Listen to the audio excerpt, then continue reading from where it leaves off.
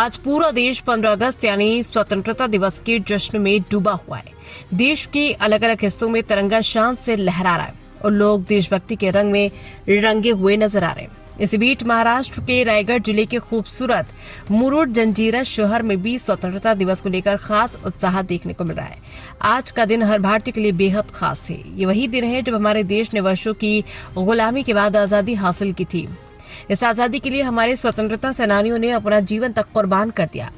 मुरुड जंजीरा में सुबह से ही स्वतंत्रता दिवस को लेकर लोगों में उत्साह दिखाई दे रहा है। स्कूलों, सरकारी संस्थाओं और अलग अलग स्थानों पर स्वतंत्रता दिवस के कार्यक्रम आयोजित किए जा रहे हैं। बच्चों में भी खास उत्साह देखने को मिल रहा है। कई बच्चे हाथों में तिरंगा लेकर देशभक्ति के नारों के साथ इस खास दिन को मना रहे हैं। आज के दिन सिर्फ तिरंगा फहराना ही नहीं बल्कि तिरंगे के सम्मान और देश के प्रति अपनी जिम्मेदारी को समझना भी जरूरी है। हमारे देश की पहचान है। मुरुड जंजीरा से संवाददाता राहिल शाह की रिपोर्ट।